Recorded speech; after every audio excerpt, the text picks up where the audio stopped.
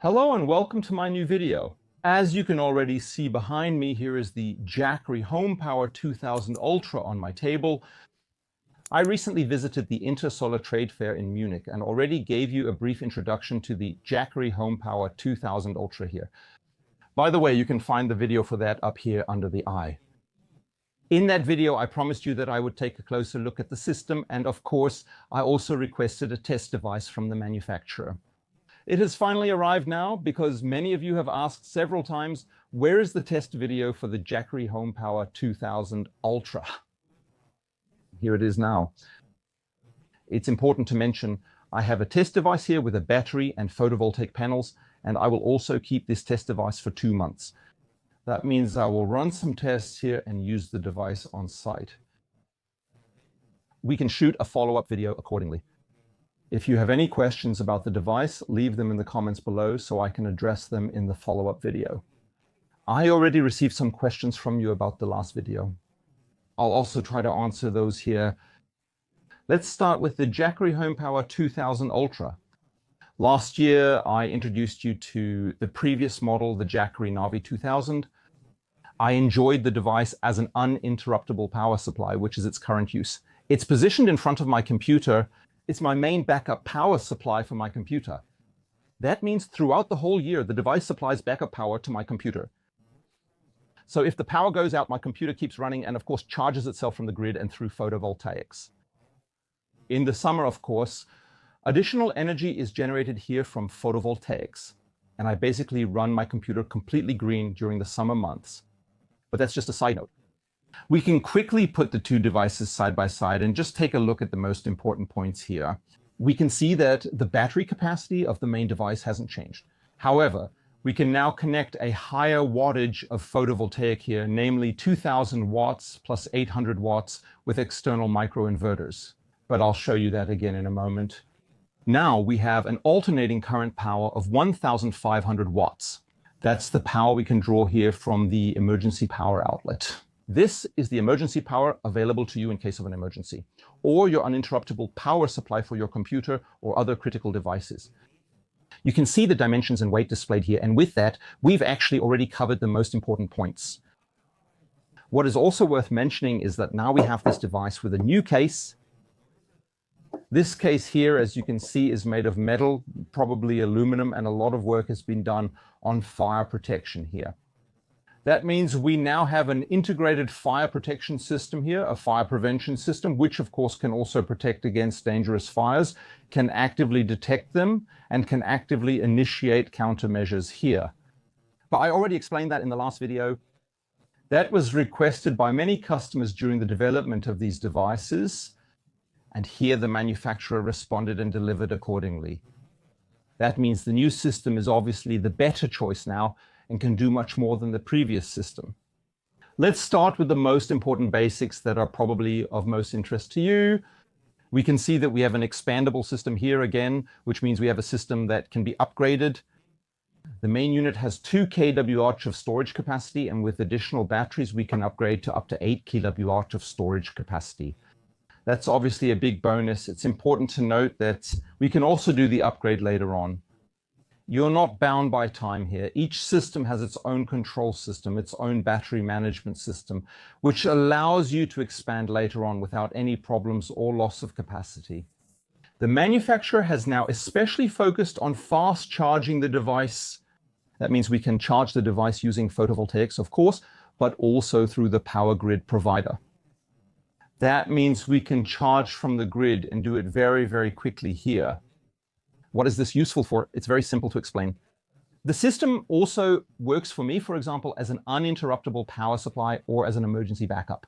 And here it might make sense if something happens on your street or if the power company says they're going to cut off your electricity soon, you can quickly charge the device from the grid beforehand, and of course also in combination with photovoltaics as quickly as possible, so you have energy during the outage. That, of course, makes integration much easier for you because many of you already own these devices at home. This way, you can connect them directly to the device, which significantly increases its efficiency and allows you to use more of the electricity you generate yourself. Then, of course, some of you might also be interested in whether the device can be used outdoors. Of course, absolutely. We have a specially protected design here certified with IP65. The device is approved, has an internal heater, and can be used outdoors. Since we're talking about the weather, there's also a nice new feature here, also in the Jackery app. We can now respond to weather events thanks to the manufacturer accessing data from the German Weather Service. That means we receive hazard and warning alerts for the system and can, of course, respond to them. So if we have an emergency coming up, we can set up the system so that it automatically charges itself before the emergency and reacts accordingly. Of course, we can purchase the system from the manufacturer in different configurations. You can purchase the head unit, battery storage, and photovoltaic modules separately or together.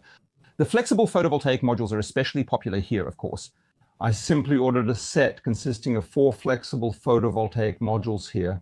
It's here now, let's unfold it. You can see it's clearly structured. Up here we have our connection cables, Y cables, so of course we can connect several photovoltaic modules to the device. We can create 2 strings with this device. The most popular connection option is to connect 2 flexible photovoltaic modules per string. We have 2 strings here, but we can connect up to 4 flexible photovoltaic modules from this manufacturer per string. Each photovoltaic module has about 200 watts at approximately 6 amps of maximum output power. Then, of course, it's important when you're building such strings, I'll just show you the technical data of the device. Please make sure not to exceed the amps or, of course, the volts when connecting. Please do not overload the device. Important, I recently received a lot of inquiries from you again and also saw some terrible pictures in various forums. When people start connecting a lot of photovoltaic modules using these Y connectors here and then have current loads of, let's say, 30, 40, or 50 amps connected here, then maybe, or many of you write that it's fine because the device only takes what it needs. That may be true, but your cables and connectors can't handle that. At peak, this power briefly passes through and then usually the Y connectors or the MC4 connectors melt. So please make sure not to exceed the values. You can find plenty of corresponding pictures on the internet. What happens if you exceed them? Then let's get straight to assembling the device. I want to start up the device with you. It's important for us to take a quick look at the head unit here. As you can see, the system is built solidly. The light strip above indicates the device's status. Here we have the power button for turning it on and off. Then let's turn the device around so that we're looking at this side. Here we can connect 2 strings. It's important to mention here a maximum of 26 amps each and accordingly 60 volts. Please make sure that these values are not exceeded under any circumstances. If you do that, it's at your own risk, and of course you also risk your warranty. At this point, I should also mention that we've used lithium iron phosphate technology here, which means the batteries last a very long time. Up to 6,000 cycles should be possible here without any problems. And it's important to mention that the manufacturer offers up to 10 years of warranty and, of course, provides support for this device for 10 years as well. Then let's turn the device around again. Over here, you can see our connection for the mains power. Simply connect the cold device cable here, communication antenna here, and the emergency socket is down here. This one has this IP65 protection here. That means we can properly protect the socket from water like this, whether we're not using it or even when we have devices connected here. I told you we can add an additional inverter here that can deliver up to 800 watts. It can also feed this into the device. The device can feed it directly into the grid or use it to charge its battery. If an inverter is connected here, the device cannot control it. The inverter will deliver its full output. Either it charges the battery inside here or the device outputs the energy through the power connection. That can't be controlled anymore, just so you know. Then, of course, the device also has these carrying handles on both sides, and here is a small information panel with the technical data. The cooling system on the back is impressive, just like on the previous device. Back then, the cooling system was mounted on top, which made a lot of sense. Now it has been moved to the back. Here we can observe a sizable aluminum passive cooling system. Passive cooling is the crucial term for me. That was already very important to me with the last device. That was more like a kind of power station. Passive cooling means the device is optimally cooled and we don't hear anything while it's running. Setting up these devices here in this building is especially important to me. This is where I work, this is where I am, and of course I want absolute silence here, especially when I'm shooting my videos. That's why passive cooling is very, very important to me. Now, let's move on to the underside of the device. It has very solid feet here, rubber feet. That means you can place it nicely on the floor. Of course, there's also the option to expand here. We remove this protective cap here. This covers the docking connector here. You can then connect the expansion battery to this. Since we've now prepared the device, let's just go ahead and connect the battery. I have it right here. If you lay it down as I am now, put something underneath to avoid scratching it. Here at the top, we have the docking port for the head unit or the battery that goes above it. Simply remove the rubber here as well. It's important to note that you can also connect additional batteries here on the lower side. I'll just put the device down now and show you how to connect the additional battery. Just place this one on top, let it snap into place, and that's it. If you make the system a certain size, I recommend securing the towers to the wall at some point. In my case, the mounting hardware was included in the package, but with 2 batteries or the head unit and 1 battery, that won't be necessary. Now let's just get the device up and running. Let's see how fast that goes. In the first step, we grab the cold device cable, the power connection cable, and simply connect it here to the unit. Simply connect it here using plug and play and plug the cable into a suitable grounded household socket. I'm going to use this power cube here because otherwise I can't demonstrate this to you properly. You should use a proper socket. Such a power cube is not suitable for connecting a balcony power plant. I'll show you anyway. The plug is in, and with that, we've already connected everything on the grid side. Let's see what happens when I plug it in. And you see, let me turn it around for you. The device starts up immediately because it detects that it's been connected to the mains power. Next, we'll connect the photovoltaic modules. Yes, you can keep using your current photovoltaic modules. Important, 60 volts maximum and a maximum of 26 amps per connection. We'll just remove these protective caps here. Of course, the appropriate cable is also included in the delivery. You can use that as well if you like. I'll just take these and we'll simply plug this in here now. One important tip, if your system is running at full load and the sun is shining strongly on the panels, I would recommend covering the modules or doing the work at night or in the evening. Otherwise, you might create an arc. We've now basically connected string 1 here, and now we have our extension cables, which we can easily run to our photovoltaic modules. You either have fixed photovoltaic modules already installed or you use flexible photovoltaic modules. I'll just show you, I'll just display it for you. We have these Y connectors here, which connect the photovoltaic modules together, and then we plug them in on this side, and that way we've connected the first string. We repeat the process with the second string, connecting it down here in the same way. In short, the system is either starting up or has already started and is immediately operational. That means it will start working immediately. We can now also connect the system with the app. This connects via Bluetooth or Wi-Fi. Both are possible. The advantage of this thing is that if you use the Bluetooth connection, you can, of course, connect to the device without being forced to use the cloud, without cloud access, or even without the internet. If an emergency should occur, you can still access the device via Bluetooth. We'll do that right away. Now that the device is set up, the only remaining step is to pair it with the app, which is also very easy to do. The system is running. We've opened the Jackery app here. You can now see my existing system here, the Jackery Navi. It's already active here. Now we'll click here on my screen to switch to a system I already have open. For you, just click the plus button on the screen and you can create a new system directly with your new unused device. To create a second system, click on Create System. Now the device scans for all available systems or devices in the area. Of course, we see both devices, the Navi, which is still up front here, and the HomePower 2000 Ultra. Now we click on it, see it, and can connect to it here. You can see right away we have the section Extreme Weather Warning here. You can turn this on here now. As I mentioned earlier, once you have turned this on and there are severe weather warnings from the German Weather Service, the device prepares itself by charging from the grid, so it has enough energy available for you for emergency power supply, for the refrigerator, or whatever you need. You can assign a name to the system at the top. I'll keep the original name and select the time zone.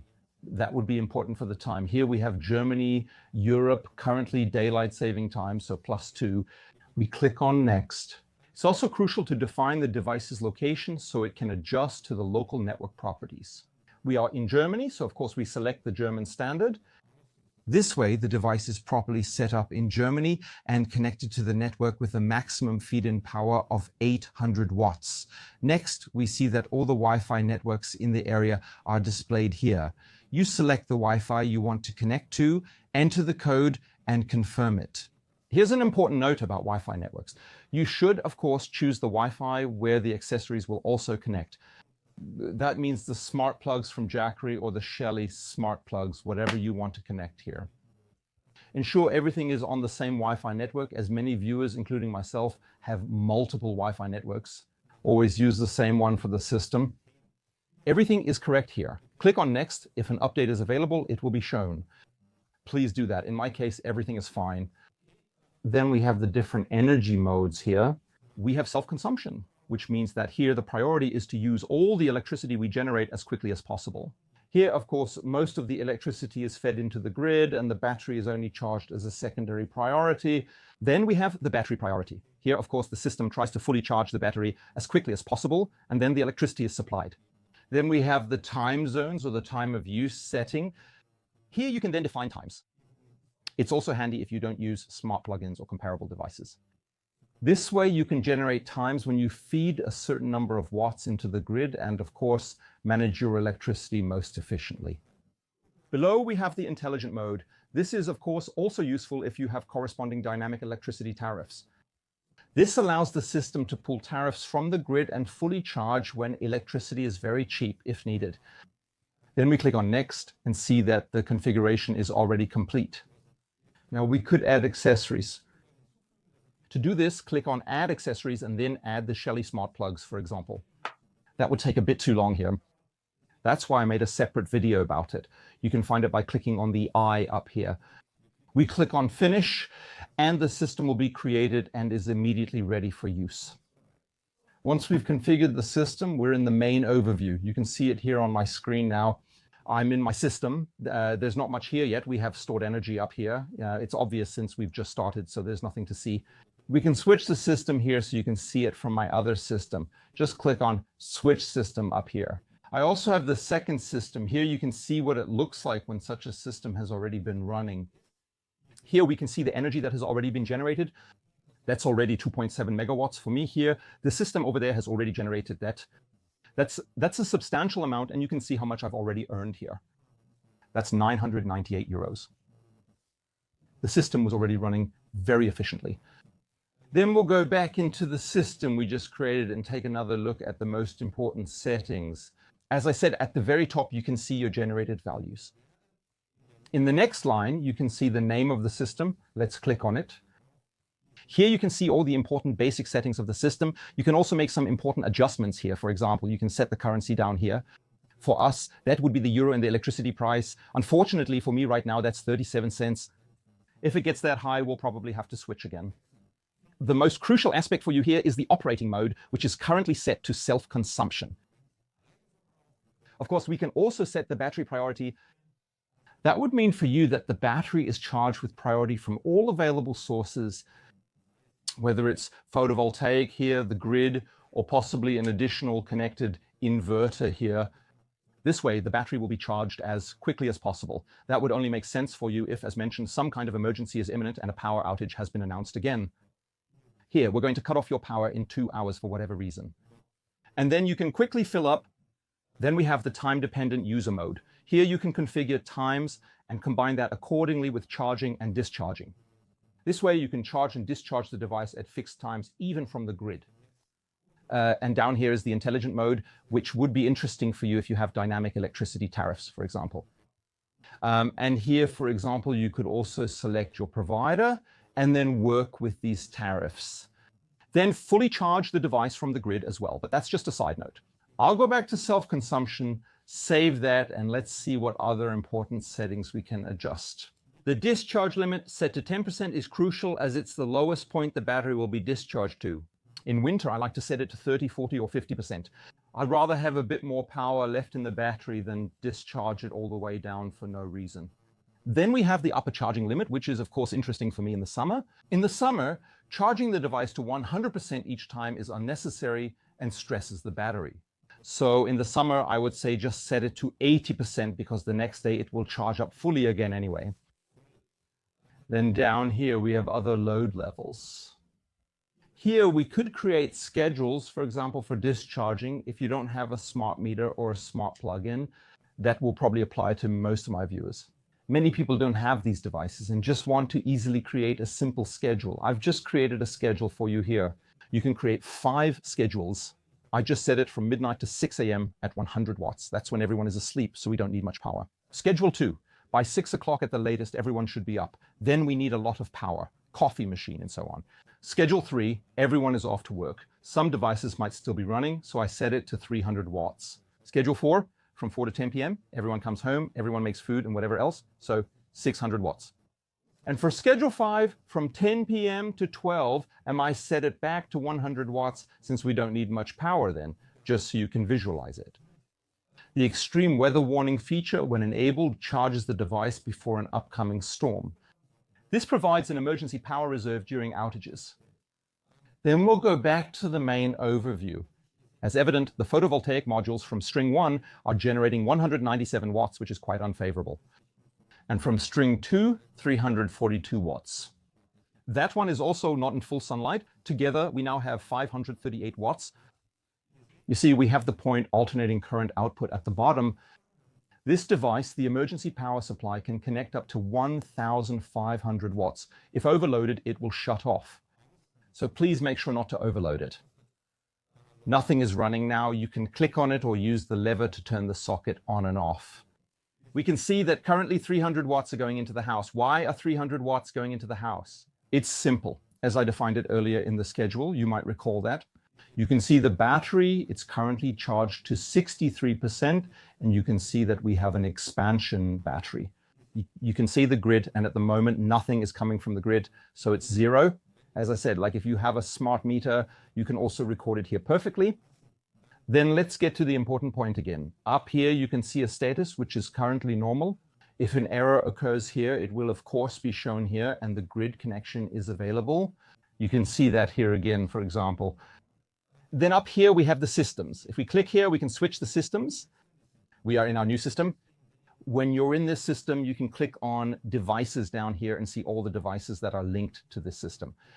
At the moment, that's the main device and the battery. And if you want to add more smart plugins, you can add them as well. As I said, I've explained how that works in this video. You can find that above under the eye. We'll go back to the monitoring now. And at this point, I'd like to answer a question that will definitely come up. I just have an external inverter here for demonstration. It's already connected to a photovoltaic string, to a photovoltaic module, and we'll just plug it in here now. The inverter will then start up accordingly. It needs some time to adjust to the grid, and then it will feed in as well. I'd like to try that with you again briefly. You can see now, I'll show it to you over there again. The inverter is gradually starting its work, syncing with the grid, and we can see that now the inverter is producing 57 watts and it's going up. And you can also see that down here in this little window, and you can see this energy is then fed into the system. At this point, an important note. When the battery here is full or the maximum charge limit is reached, right now we have it set to 80%. The system will simply let the inverter pass through and feed the power into the grid using the full capacity it can provide. Please make sure not to connect any inverters larger than 800 watts here. Otherwise, this could potentially damage or overload the system. So with that, the system has been explained and we've pretty much reached the end of the video. Here's a quick summary of this system. Here, Jackery has of course made a meaningful improvement. This is a very good model that has now come onto the market with even more features than the previous model. This greatly improves the model's sustainability. You can generate and store significantly more energy, which means you get an even higher yield from your electricity production with the saved electricity. And of course, you can save even more money or maybe even do something for the environment. It's important for me to mention that we have a system here that can be charged, for example, via photovoltaic with 2000 watts, from the grid with 800 watts, and additionally with an extra inverter, it can be charged with another 800 watts. So we have a charging capacity or a processing capacity of 2,800 watts in this device. If I get any discount codes, I will of course add them below in the video description. If you have more questions about this system, leave them in the comments below. As I said, I will make a second video about this after I have tested the device for a while. And I could include your questions in that as well. If you enjoyed or found my video helpful, please give it a thumbs up. Want to see more of my content? No problem. Subscribe to my channel here as it's free on YouTube. With that, I'll say goodbye. See you next time. Yours, Mark on YouTube.